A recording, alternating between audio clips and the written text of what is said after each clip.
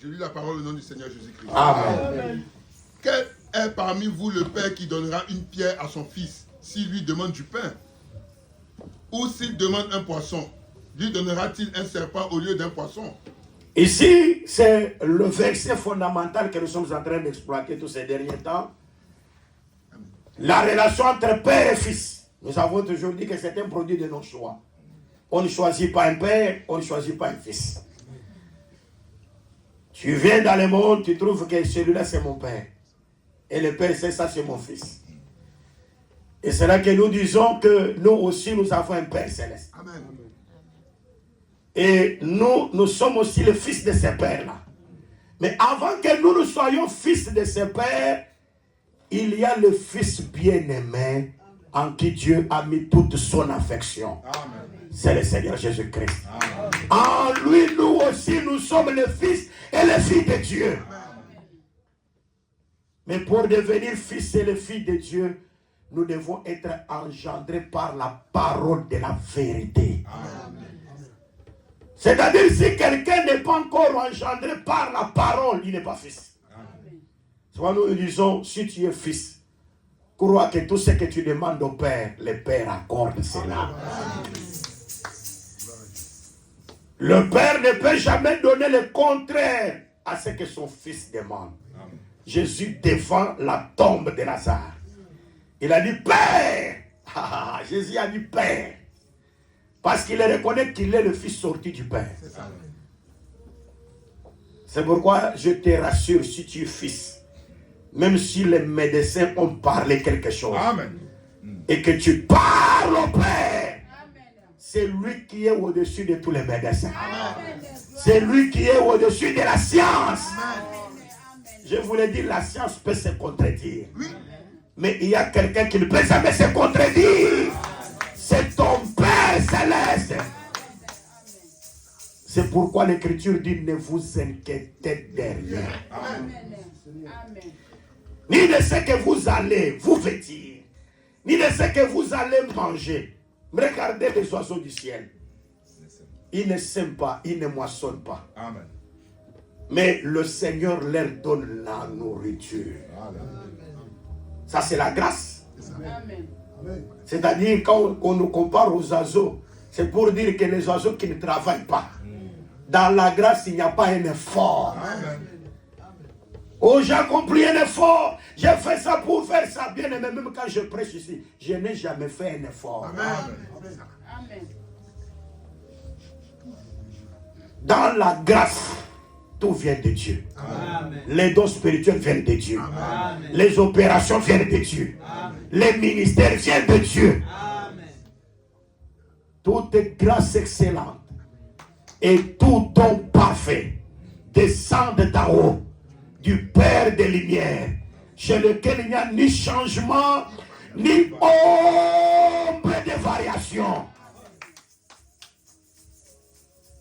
Ah oui, c'est le Père des Lumières qui donne ça. Il n'y a pas un effort. C'est ça les oiseaux qui ne moissonnent, qui ne sèment pas, mais le Seigneur pourvoit leur nourriture. Et là nous nous souvenons du psalmiste qui a dit, c'est en vain que l'homme se réveille très tôt le matin, couche trop tard et mange le pain des douleurs. Parce qu'il y a le pain des douleurs. Le pain des douleurs, c'est la loi de Moïse. Amen. Qui ne pouvait pas apporter la solution aux humains. Les gens ont fait des efforts, se réveillent très tôt le matin, se couchent très tard. Ils ont voulu pratiquer la justice de Dieu. Mais la finalité, c'est le pain des douleurs. C'est pour dire que dans la finalité, ils ne sont pas sauvés. Mais pour les bien-aimés de l'Éternel, pendant qu'ils sont encore en train de dormir, le Seigneur a déjà dressé une table pour eux. Ça, c'est la femme vertueuse. Les gens dans sa maison, pendant qu'ils dorment, la femme vertueuse se lève, prépare déjà la maison, elle prépare la table.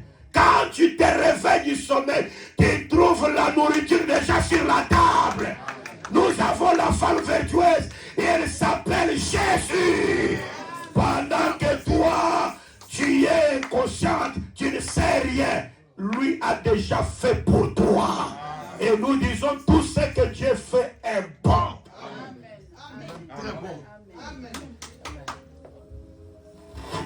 Est-ce que vous comprenez? C'est pourquoi l'Écriture déclare,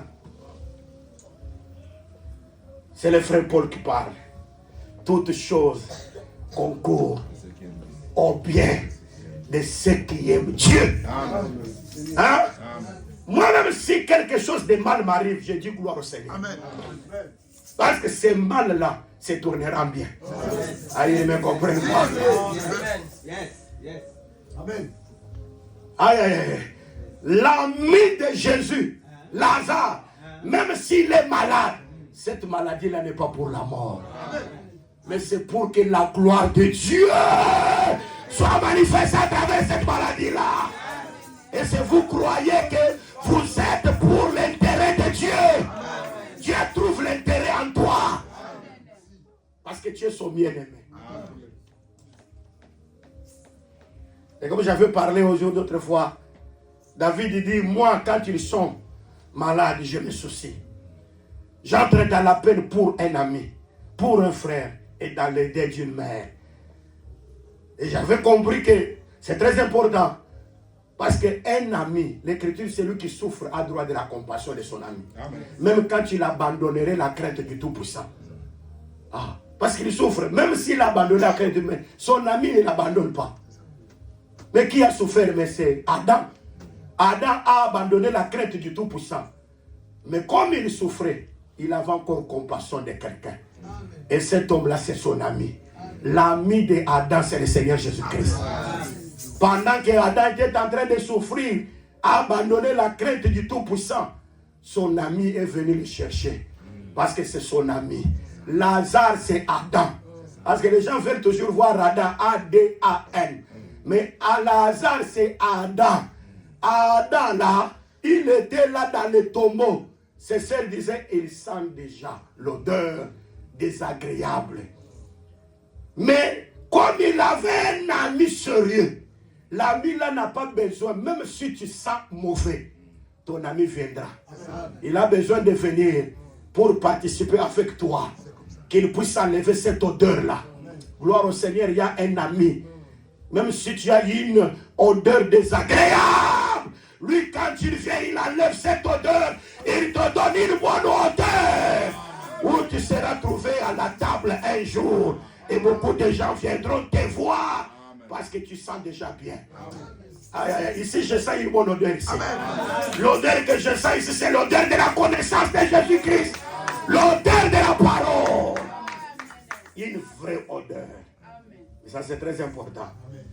C'est pourquoi, soyez sûrs, Dieu fait toujours quelque chose de bon pour toi. Même dans les persécutions, c'est pour ton bonheur.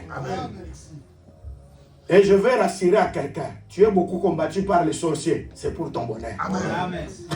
Et qui a suscité ces sorciers, c'est Dieu. Aïe, aïe, aïe, aïe. Et c'est-à-dire que tous les malheurs qui t'arrivent, derrière ces malheurs, les gens vont changer le langage. Amen.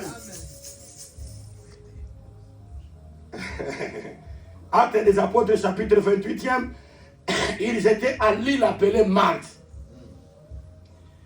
C'était pendant l'hiver. Un temps de froid terrible. L'île de Malte. Toi, tu en as déjà vu comme ça, l'île de Malte. Tu es arrivé quand tu étais sorti de la Turquie pour Grèce, non? L'île de Malte. Le frère Paul était là. Et là, on l'a mené là-bas parce que le frère Paul, il le faisait aller pour comparaître devant César. Et quand ils sont arrivés à l'île appelée Malte, ils ont trouvé des gens appelés des barbares. Ces gens-là, c'était des étrangers. Des gens qui étaient là et ils les ont accueillis. Mais écoute, comme il faisait froid, ils ont allé prendre quelques broussailles pour pouvoir allumer et que ce feu-là puisse les servir afin que le froid ne puisse pas les frapper très fort. Mais quand Paul est allé ramasser ça, il ne fut pas ressorti. À mort de Paul, les gens disent, mais cet homme vient d'échapper à la mort des eaux. Mais regarde encore, une vipère l'a mordu. Non, non, non, non, la justice de Dieu est en train de le condamner. Ah, c'est ça les humains. Les humains, quand quelqu'un passe toujours les temps de malheur, c'est parce qu'il a péché, il est un injuste, c'est parce qu'il a commis le péché. C'est ça les humains. Mais un enfant de Dieu peut aussi passer les malheurs. Amen. Après passer les malheurs des autres, la vipère vient encore. Le malheur atteint souvent les justes, mais l'Éternel l'en délivre toujours. Aïe, aïe, aïe. Je croyais qu'on pouvait acclamer pour le Seigneur.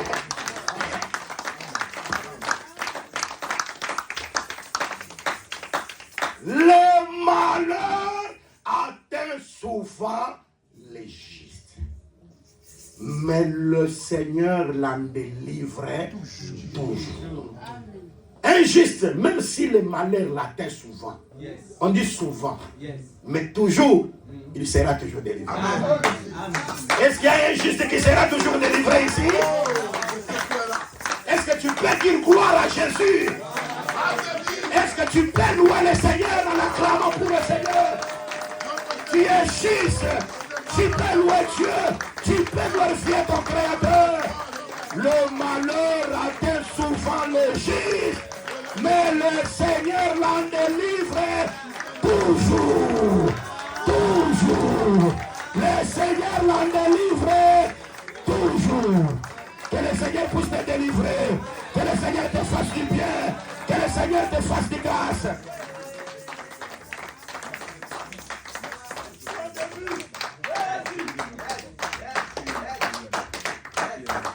Les gens l'ont observé.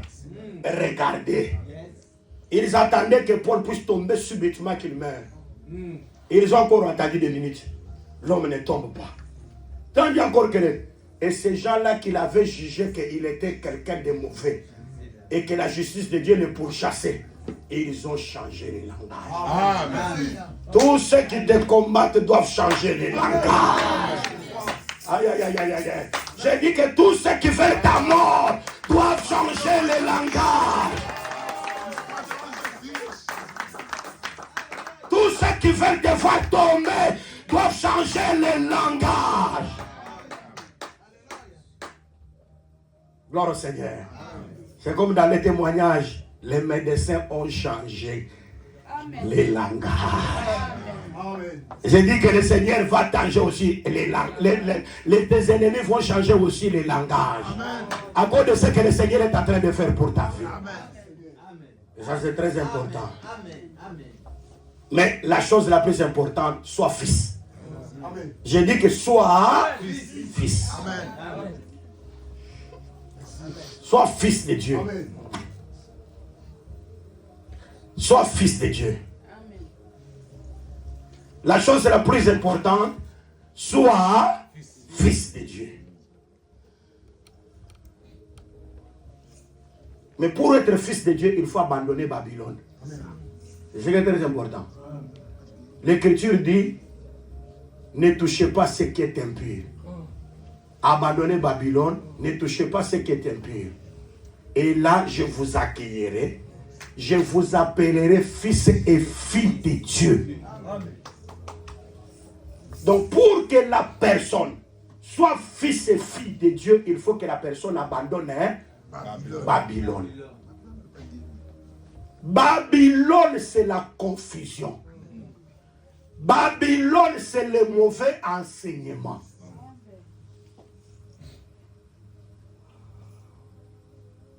Psaume 51, Jérémie 51, verset 9. Allez-y, rapidement.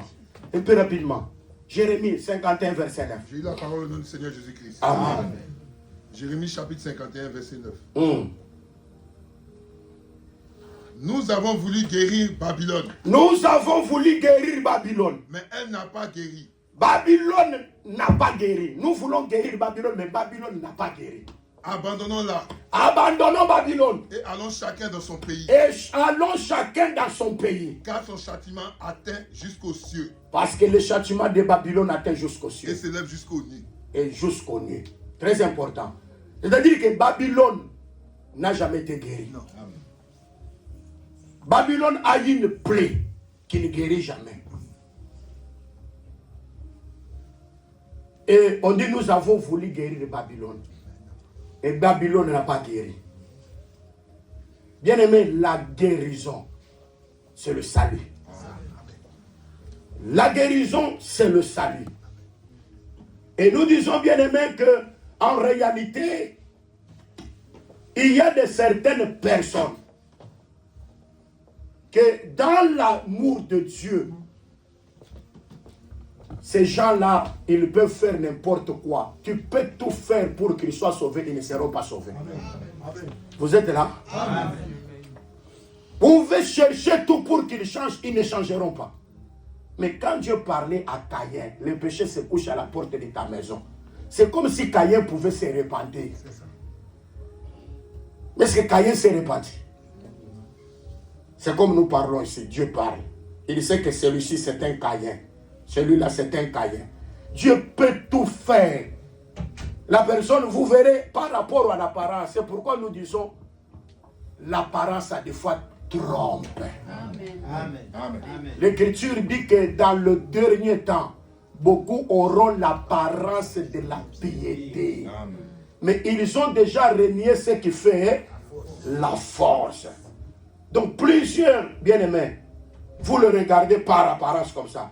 J'aime Dieu, et moi, je vais dans les prières, et moi, je suis entré dans les quarantaines, je suis entré dans les jeûnes de 21 jours. Mais la vie de Dieu n'est pas dans cette personne. Amen. Parce que la vie de Dieu, c'est la vie de la pratique de la parole. Amen. Ce ne sont pas tous ceux qui m'appellent Seigneur, Seigneur, qui entreront dans le royaume. Amen. Mais c'est lui-là qui fera la volonté de mon Père. Amen.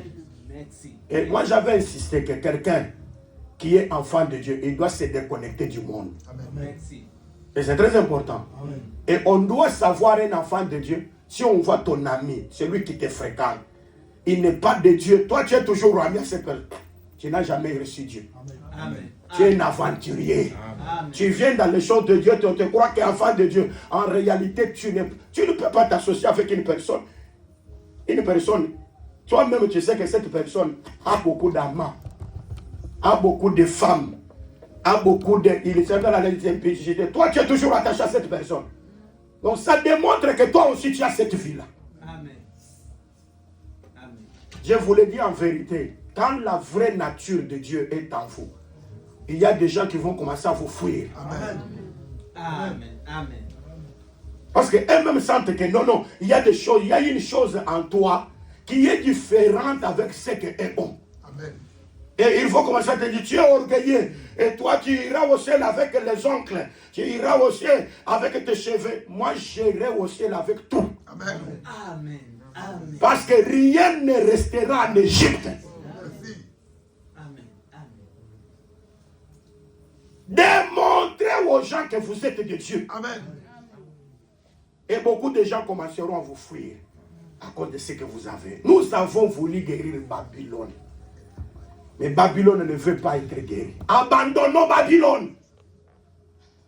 En d'autres termes, Babylone, c'est toute confession antidoctrine des apôtres. Amen. Vous êtes là? Amen. Parce qu'il y a des personnes qui sont déjà lancées dans ces doctrines-là. Quand vous voulez vous retirer, ils ne veulent pas. Vous voulez abandonner, elles ne veulent pas. C'est ça, non? Vous voyez la fête du 31 décembre au 1er janvier. C'est devenu toute une doctrine parmi des religieux. Hein? Réveillons le 31. Nous devons faire le réveillon. C'est déjà devenu toute une doctrine. Même dans les églises, on a écrit l'église des saints, l'église des élus. Des gens ont cette conception-là. Même des gens qui ne prient pas, ils disent, non, le 31, je vais au réveillon. Et ils disent la traversée. Bien aimé, nous avons déjà traversé. Amen. Nous sommes déjà entrés dans une année déjà. Amen. Et l'année où nous sommes entrés, c'est l'année de la grâce. Amen. Tout celui qui est en Christ est devenu une nouvelle créature. Les choses anciennes sont passées et toutes choses sont devenues nouvelles. C'est là où nous sommes. Les choses nouvelles, c'est la bonne année Amen. que le Seigneur nous a donnée. Ce ne sont pas des années des Romains ici. Et quelqu'un me voit, meilleur vœu. Toi, tu me souhaites le meilleur vœu pour une année. Mais moi, j'ai toujours dit que les frères Jean disent que je souhaite que tu prospères. Je souhaite que tu prospères à tous égards. Et que tu sois en bonne santé, comme prospère l'état. Quand l'âme prospère déjà, tout prospérera. Amen. Amen. La première des choses, c'est la prospérité de l'âme. Quand l'âme est sauvée, tu es déjà entré dans la grâce. Amen. Et sois content. Amen. Et pas tous ces meilleurs vœux et tout ça. Tout ce que les gens sont dans, ce sont des distractions. Et je vous le dis en vérité, pendant que je prêche ici, c'est un bon vœu. Que le Seigneur est en train de vous annoncer. C'est ça le vœu. C'est pourquoi le frère Paul, le vœu de mon cœur et ma prière à Dieu. Ma prière à Dieu, le vœu de mon cœur, c'est que mes frères, ils soient sauvés. C'est le salut. Le seul vœu que nous pouvons souhaiter, c'est communiquer le salut. Amen. Amen. Amen. Vous êtes là? Amen. Ah, je vous souhaite un vœu ici. Parce que je veux que vous soyez sauvés. Que vous ayez le salut en vous. Amen. Yes. Et quand vous avez le salut, votre âme est sauvée. Amen. Je vous dis en vérité, comme l'âme sauve est sauvée, tout ce qui vous appartient prospérera. Amen. Il ne nous a pas épargné son propre fils. Il nous donnera toutes choses avec Jésus-Christ.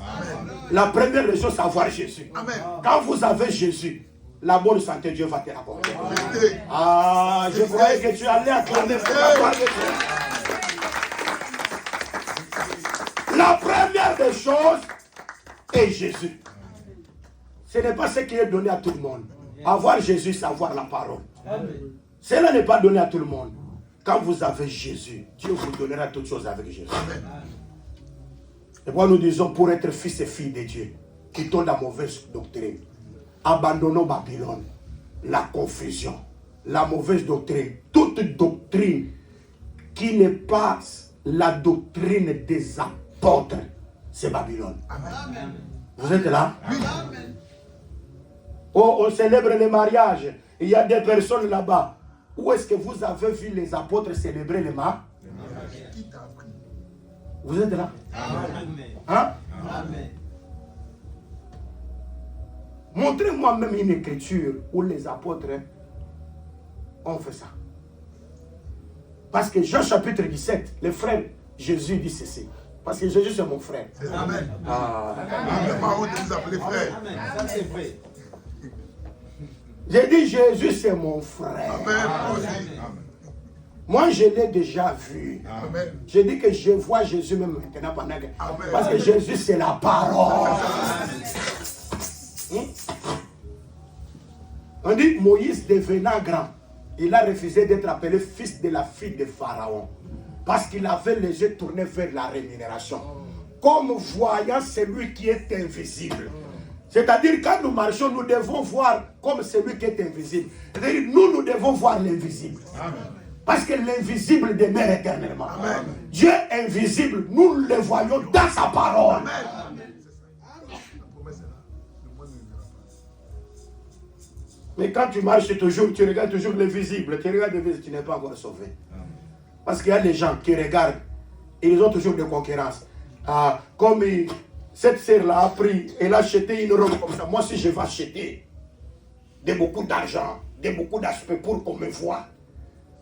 Comme il a acheté là, la veste là, moi aussi, je vais aussi faire ça. De concurrence en concurrence.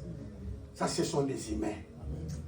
Pourquoi Jésus dit, Marie a choisi une bonne part qui ne lui sera jamais ôtée. La bonne part, c'est avoir la part avec Jésus. Et ça, c'est très important. C'est pourquoi, quand ils étaient à table, Jésus avait deux formes de vêtements. C'est très important. Avant qu'il puisse participer au repas du Seigneur, Jésus a pris le bassin. On a rempli de l'eau dans le bassin. Jésus s'est abaissé. Il a enlevé ses vêtements. C'est très important. D'abord, il y a les vêtements qui ne doivent pas participer à la souillure de pied. Est-ce que vous êtes là? Amen. C'est le premier vêtement. Il enlève ces vêtements-là. Et maintenant, il lave les pieds des apôtres, des disciples. Écoute, Pierre dit, non Seigneur, toi tu ne peux pas. Si tu le veux, lave-moi les mains et la tête. Jésus dit, c'est lui qui est déjà lavé. N'a pas besoin qu'on le lave tout le corps. Amen. Si on lave seulement les pieds, tout le corps est purifié. Ah, il est maintenant. Vous êtes là? Amen. Or, les pieds, c'est le fondement. Amen. Si vous entrez déjà dans le fondement, tout le corps est purifié. Amen. Une église qui a la doctrine, elle est entièrement pure. Amen. Oh. Vous êtes là? Amen. Aimez la doctrine. Yes. Et vous êtes pur à cause de la doctrine. Amen. Hein? Quand vous vous habillez, on voit la doctrine. Quand vous marchez, on voit la doctrine. Quand vous priez, on voit la doctrine. Vous êtes là? Que la doctrine soit manifestée. Et Jésus dit à Pierre, si toi tu ne te fais pas laver les pieds, tu n'auras pas de part avec moi. Donc pour avoir la part avec Jésus, il faut que les pieds soient lavés. Amen. Amen. C'est-à-dire, si tu veux avoir la part avec Jésus-Christ, aime la doctrine. Yes. Vous comprenez, non? Tu veux avoir la part avec... Tu ne respectes pas l'enseignement des apôtres, tu n'as pas la part avec Jésus. Tu fais célébrer le mariage, tu n'as pas la part avec Jésus. Vérité. Ah, il est maintenant. Vous êtes là? Amen. L'église des saints, il faut vous rassembler pour... Non. Bien aimé, qui ne connaît pas l'écriture dit, Romains chapitre 1, le frère Paul dit ceci, la colère de Dieu se révèle dessus contre toute impiété et l'injustice des hommes qui retiennent la vérité captive. Et quand vous connaissez la vérité, mais vous mettez la vérité en prison, la colère de Dieu s'éteindra. Amen. Amen. Vous êtes là? Amen. Il ne fallait même pas que tu puisses connaître la vérité. Je vous dis, beaucoup, même nos voisins, ils savent qu'il est écrit qu'il est interdit que les femmes n'enseignent. Hein? Ils connaissent cette vérité-là, mais ils ne l'appliquent pas. Parce qu'ils prennent la vérité, ils la mettent en prison. Vous êtes là? Et là, Paul dit, la colère de Dieu se révèle dessus contre toute impiété des hommes qui retiennent la vérité captive. Vous savez, pour ça seulement, est-ce que Dieu, il peut être contre moi à cause de ce que j'ai fait seulement comme ça? Dieu poursuit tout. Ah, il m'attend de moi. Quand elle s'appelle Saraï, Genèse 12, Pharaon peut la violer. Ah, il m'attend de moi. Parce qu'elle est Saraï. Mais quand elle change le nom, elle devient Sarah. Genèse 20. Quand Abimelech veut la toucher, Dieu intervient. Ah, il ne m'attend pas. Vous êtes là? Amen. Il y a les moments où tu as marché, on pouvait te toucher partout. Amen. Mais il y a le temps où Dieu n'aimera jamais qu'on puisse te toucher. Quand on te touche, la personne qui te touche a le problème avec Dieu. Et Dieu ne permettra même pas que tu sois touché. Il a dit à Abimelech, non, ça c'est la femme de cet homme. Et cet homme c'est un prophète. Amen. Tu ne peux pas toucher cette femme. Parce qu'elle est déjà devenue un terrain préparé pour recevoir la semence. Une mauvaise semence ne peut pas encore rentrer. Bien aimé, si vous êtes déjà un terrain que Dieu a déjà préparé, Dieu ne permettra jamais qu'une mauvaise semence puisse entrer en vous. Et la mauvaise semence, c'est la mauvaise prédication. Dieu ne permettra jamais que des erreurs puissent encore rentrer dans vos vies. Parce que vous êtes un terrain déjà bien préparé. Ah, mais c'est la vérité, non? Quand le sang d'Abel a coulé, est entré sur une terre, Dieu a chassé Caïn. Et Dieu, l'écriture dit que Dieu, en chassant Caïn, Il a dit que la terre qui a abreuvé le sang d'Abel, Caïn ne pourra pas venir s'aimer là-bas. Quand je parle de Caïn, je parle de mauvais prédicateurs. Amen. Et la terre qui a bu le sang, c'est toi et moi. Amen. Aïe, aïe, c'est toi la terre qui a bu le sang du véritable Abel. Et le véritable Abel, c'est le Seigneur Jésus-Christ. Le sang que je parle, c'est l'enseignement. Quand vous avez le véritable enseignement, un mauvais prédicateur ne peut pas venir s'aimer là-bas. Tu ne peux pas donner ton oreille à qui que ce soit. Et je m'entendais? Parce qu'il y a des yes men qui disent amen à tout. Hein? Qu'on prêche l'erreur, amen. Qu'on prêche la vérité, amen. Il y a des yes men comme ça, des fanatiques. Et quand tu as même un frère qui s'élève, je vais poser la question à ses frères, à ses prédicateurs. Non, toi tu es confusionniste, tu vas créer la confusion à l'église. Pour poser des questions, c'est faire des confusions à l'église. Dans la doctrine des apôtres, les questions sont permises. Amen. Amen. Et un prédicateur qui refuse des questions, il n'est pas de l'église des saints. Il n'est pas de l'église de Paul. Pendant que je prêche, Paul est ici. Et il a dit, si une femme a une question, qu'elle aille poser à son mari à la maison. Mais si le frère a une question. Hein? Compliqué. Amen. Vous êtes là? L'église prêchée par Paul. Je dis que Paul est ici. Si toi tu ne vois pas Paul, moi je vois Paul. Amen. Si une femme a une question ici, qu'elle a posée à son mari à la main, c'est pourquoi dans la doctrine des saints, un frère doit avoir la connaissance plus que sa femme. Ah, il ne m'entend pas. Aïe, aïe, aïe. Vous êtes là? Dans la doctrine, le frère doit avoir la connaissance. Parce que si la femme a une question, elle doit venir chez toi, frère. Explique-moi ça. Ah, il ne m'entend pas. Mais quand le frère n'a pas de connaissance, plus que sa femme, c'est un efféminé. Aïe, aïe, aïe. Et tout efféminé n'héritera pas le royaume. On peut aussi me poser la question, mais si la sœur n'a pas un mari qui n'est pas croyant. Mais Pierre 3. Pierre ne me dit pas que la femme doit venir avec la Bible pour faire lire à son mari qui ne connaît pas. Oh, mon mari, regarde, c'est écrit comme ça. Non, non. Le frère Pierre, chapitre 1 Pierre 3, il dit les femmes sans parole. Parce que la femme n'a pas la parole. Mais gagne son mari qui n'a pas cru par la bonne conduite. Amen. C'est-à-dire que l'enseignement de la femme, ce sont les bonnes conduites.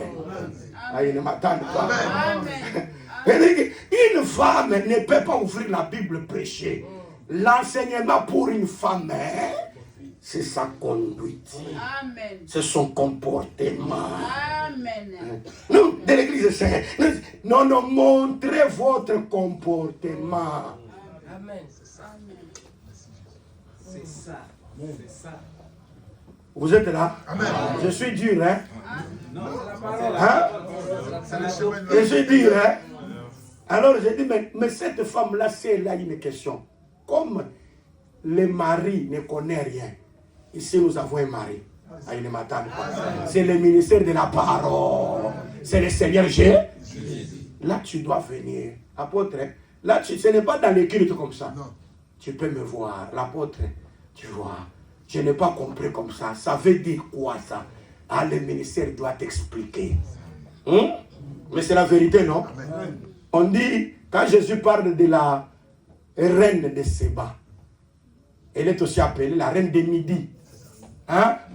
Vous connaissez la promesse de Midi, non? La promesse de Midi. La reine de Midi. Jésus explique les Midi. Il dit qu'elle s'élèvera contre cette génération. Parce qu'elle a quitté les extrémités de la terre. Donc, Midi, ce sont les extrémités de la terre. Aïe, aïe, aïe. Oh. Psaume 2, verset 8 explique les extrémités de la terre. demande-moi les nations, je te les donnerai. Les extrémités de la terre. Donc, les nations sont les extrémités de la terre. Vous êtes là? Amen. C'est pour remarquer que quand Josué a dit non, c'est lui qui doit s'élever pour combattre contre la cité d'Hébron. S'il combat, moi, je lui donnerai. C'est Caleb qui a dit, je lui donnerai ma fille en mariage. Mais c'est lui qui s'est élevé pour prendre c'est Othniel, qui était sa parenté, a combattu, a reçu le territoire d'Hébron. Mais remarquez qu'il fallait qu'on lui donne AXA, qu'on lui donne le territoire de Midi. Les territoires de Midi. C'est alors que Othniel dit, oh, mais comme tu m'as donné les territoires de Midi, tu m'as donné les Midi. Si tu as les Midi, ça ne termine pas là-bas. On doit encore te donner les sources d'eau supérieures et inférieures.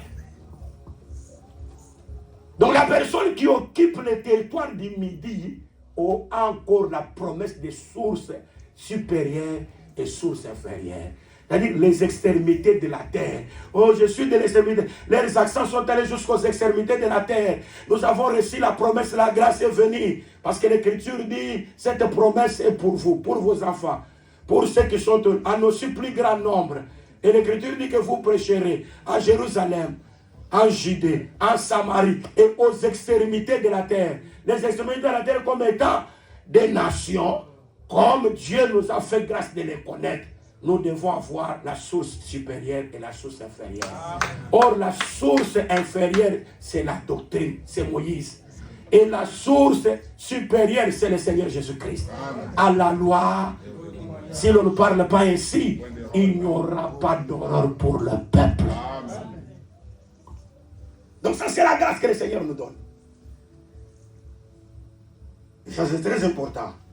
C'est pourquoi nous insistons. Remarquez que Jésus-Christ, quand il a dit à Pierre, Pierre a accepté qu'il puisse être lavé les pieds. Mais le premier vêtement là qu'il a tiré, Jésus l'a tiré. Et cela est resté comme ça.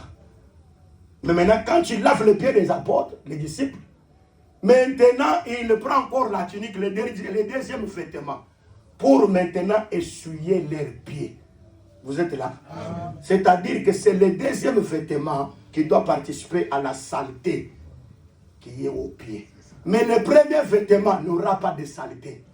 Ah, nous croyons que Jésus a des formes de vêtements.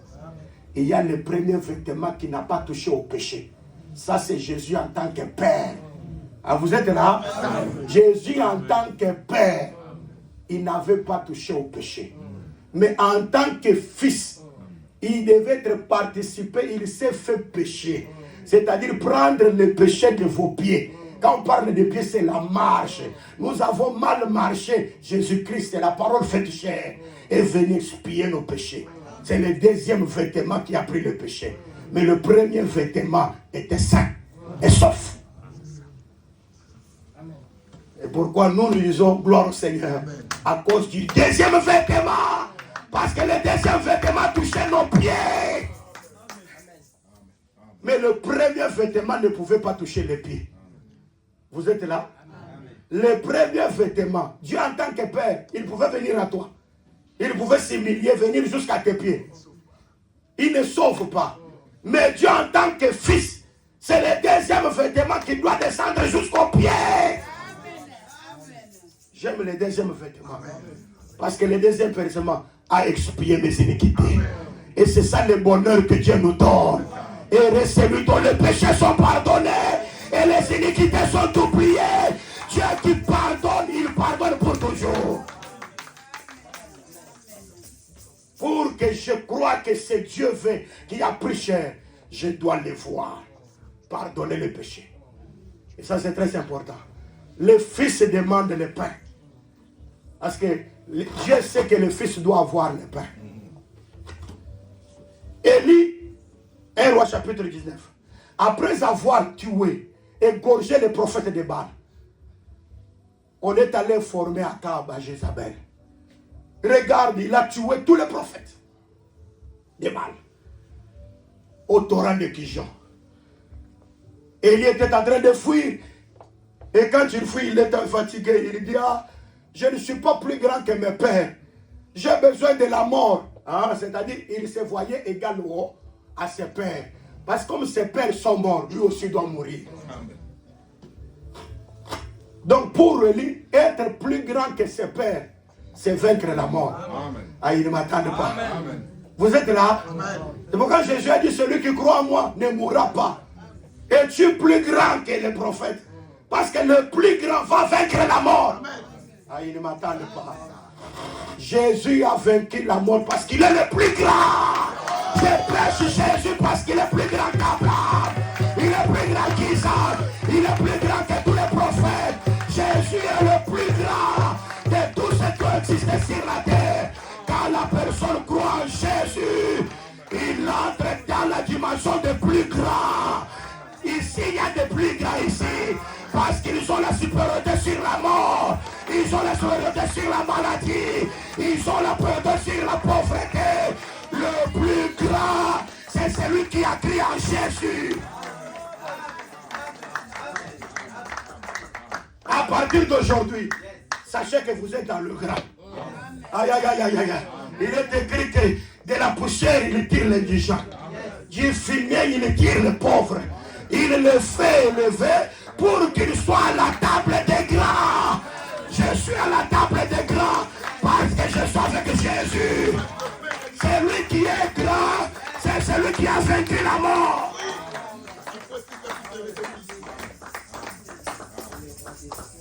Parce que je sais que vous avez la victoire.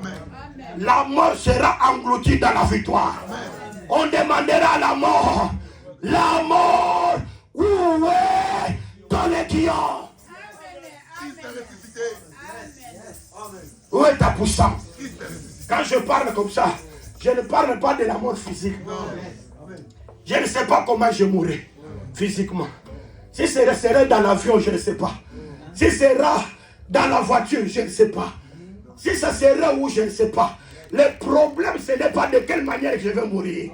Mais mon problème, derrière la mort, il y a une vie que le Seigneur m'a réservée.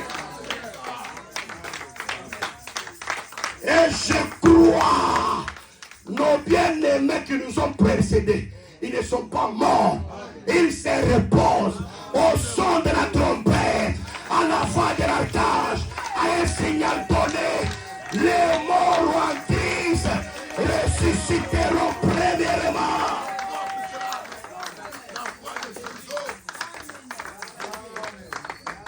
C'est ça la grande espérance. En dehors de cette vie, il y a une vie meilleure que le Seigneur nous a réservée. Oh, ayez part avec Jésus. Moi, je ne m'inquiète de rien. Tout ce que Dieu fait est bon. Très bon. Oh, je n'ai pas de papier, je dis gloire à Dieu. Je n'ai pas de travail, gloire à Dieu. Je n'ai pas des enfants, gloire à Dieu. Je n'ai pas de mari, gloire à Dieu. Je n'ai pas de femme, gloire à Dieu. Ce qui est très important, j'ai Jésus dans mon cœur.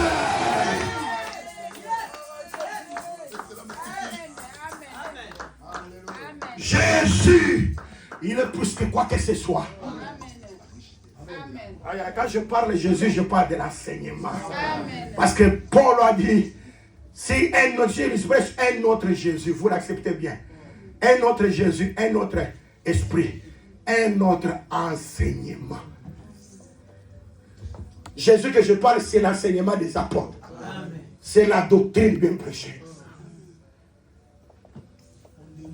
Il y a des gens qui entrent dans l'église à cause des relations physiques, charnelles. Chacun sur la terre, même mon père ne peut jamais me diriger.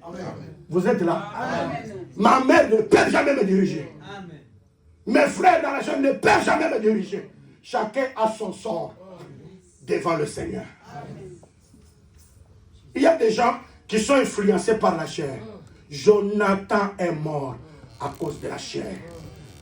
Parce que Jonathan savait que la royauté est déjà chez David. La grâce était avec David. Mais Jonathan n'a pas suivi David. Il s'est attaché à son père Saül. Et quand la mort vient, ça le tuera aussi. Il y a des gens qui meurent à cause du tribalisme. Vous êtes là? Amen. Vous êtes là? Amen. Il y a des gens qui meurent à cause de quoi? Régionalisme. Vous voyez, toi tu viens à l'église, ce n'est pas pour connaître que celui-ci est Mouyanzi comme moi. Oh, celui-là, il est Mbala. Moi, je suis Mbala. Vous voyez, oh, celui-là, c'est Moussoukou. Moi, je suis Moussoukou. Mouzombo. Moi, je suis Moulouba. Bien aimé, nous venons ici parce que nous voulons avoir part avec le premier-né d'entre les morts. C'est Jésus-Christ. Et en Jésus, il n'y a pas de coutume. En Jésus, il n'y a pas de tradition. Ce qui est en Jésus, c'est le respect de la parole.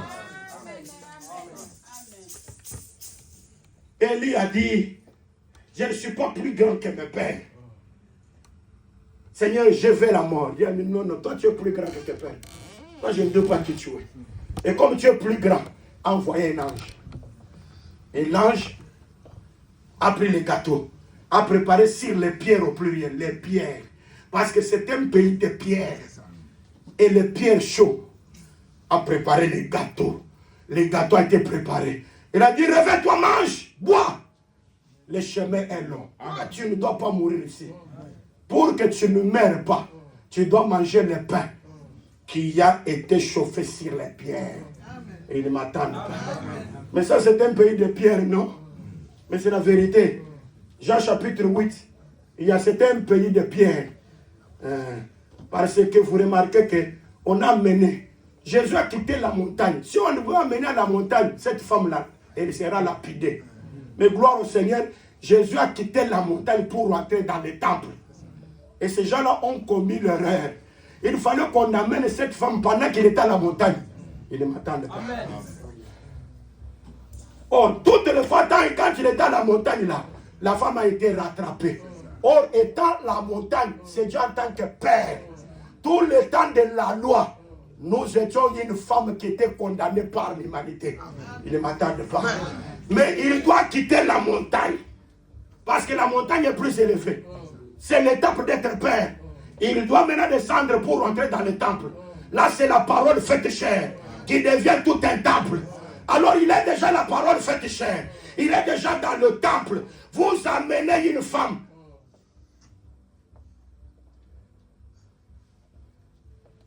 Déjà avec des pierres, parce que les pierres étaient ramassées. Un pays de pierres.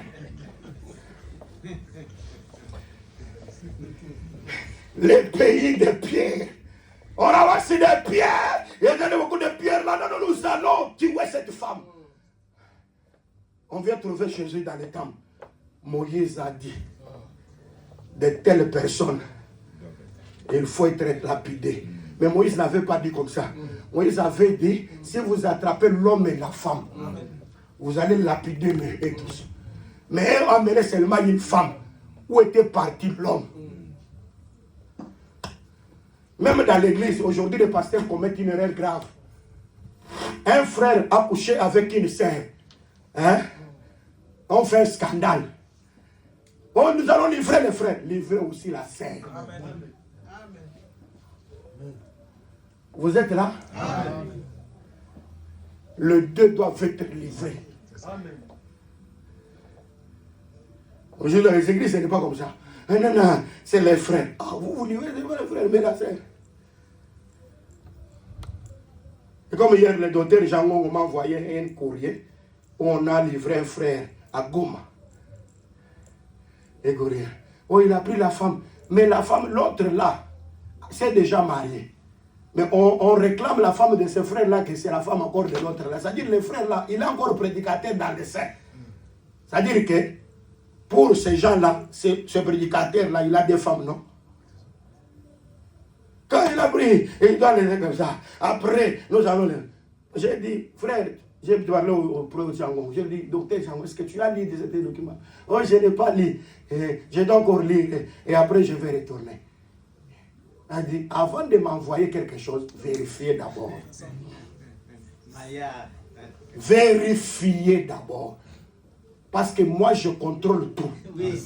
Même les rires de Sarah dans la cuisine. Ah, il ne m'attend pas. Dieu suit tout. Même quand Sarah est en train de... Pourquoi Sarah est en train... C'est pourquoi ici, moi, je contrôle tout. Amen. Si tu ne veux pas que je puisse te ridiculiser ici, te conforme-toi. Parce que même les rires de Sarah dans la cuisine, nous suivons tout. Comporte-toi bien. Ici, comporte-toi bien. Oh, c'est l'apostolat. Oui. Si vous voyez un architecte, il regarde bien la construction. Non pas par rapport aux étages, mais regarde par rapport au fondement. Amen. Parce que la durabilité de l'immeuble, c'est par rapport au fondement. Vous êtes là? Ah, mais c'est la vérité, non? Jésus, quand il était encore dans le temple là-bas, il n'a pas parlé mal du temple. Ah, mais c'est la vérité, non? Quand il sort du temple, il regarde, voici les belles ces constructions-là. Il ne restera pas Pierre, hein?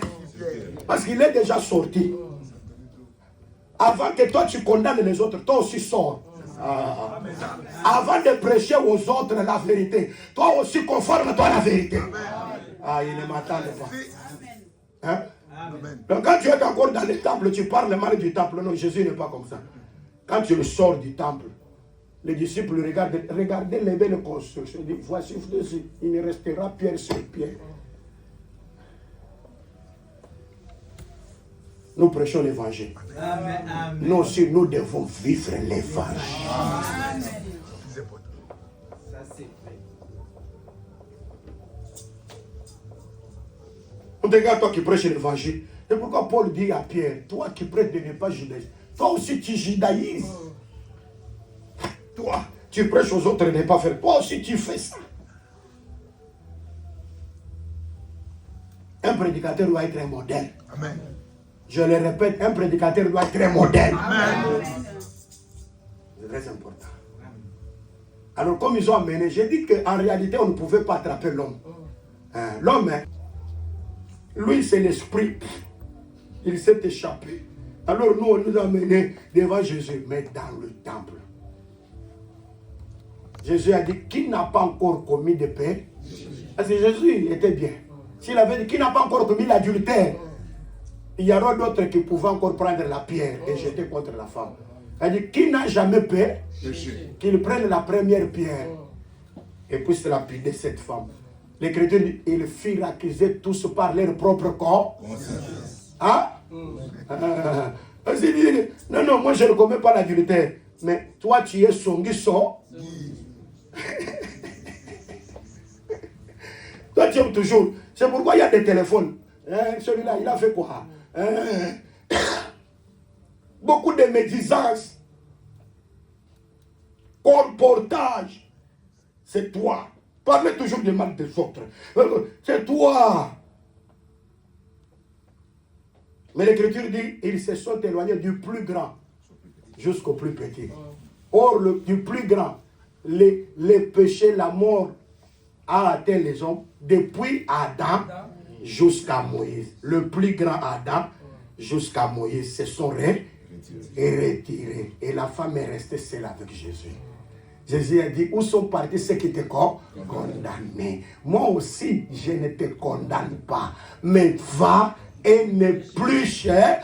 Plus la grâce de Dieu, source de salut pour tous les hommes, a été manifeste. Cette grâce nous enseigne à renoncer à l'impiété, aux convoitises mondaines. Vous êtes là? La grâce, elle t'a accueilli, mais elle doit t'enseigner. Comment tu dois te retirer du péché? Là où il y a la grâce, il y a un enseignement. Et il y a l'enseignement du renoncement aux œuvres mortes. Pour avoir une espérance. L'espérance bien-aimée, c'est l'enlèvement. Vous êtes là? J'ai dit que l'espérance bien-aimée, c'est l'enlèvement. Qui croit qu'il sera enlevé? Amen. Qui croit qu'il verra le Seigneur? Qui croit qu'il entrera dans la gloire éternelle? C'est pourquoi la première fois, les gâteaux étaient chauffés sur les pierres. On a donné à Élie. Élie s'est encore en dos. Je vous le dis en vérité, dans cette marche, nous avons mangé premièrement. Avant que nous venions sur la terre, nous avons mangé depuis l'éternité. Et nous nous sommes endormis. Et maintenant, quand nous nous sommes réveillés, l'ange viendra encore. Nous donnera encore la même nourriture. Cette nourriture a été chauffée sur les pierres. Et nous nous disons bien aimé que les pierres qui chauffent, c'est le fondement. C'est les apôtres. Parce que les 12 aujourd'hui qui sont des pierres pour le fondement, ce sont les apôtres. Vous êtes là? Amen. Les apôtres ne sont pas des pierres de la condamnation. Mais c'est pour que le pain soit bien préparé. Le pain qui doit être préparé, c'est un pain qui respecte l'enseignement des apôtres. Amen. Et là, quand tu manges, tu ne mourras pas. Amen. Tu auras la vie éternelle. C'est quoi Jacob a dit à ses enfants? Mais descendez en Égypte, il y a le blé. Si vous n'en descendez pas, nous allons mourir. Ils avaient 6 nourritures. Mais les 6 nourritures ne pouvaient pas enlever la mort. Il fallait la 7e nourriture qui est le blé. Et le blé, quand il vient, la mort quitte. Et le blé que je parle, c'est le Seigneur Jésus-Christ. Lorsqu'il vient, il enlève la mort. Il nous donne la vie. C'est une alliance nouvelle. C'est le Seigneur Jésus. Quand vous avez Jésus, vous avez la vie. Que Dieu bénisse sa part.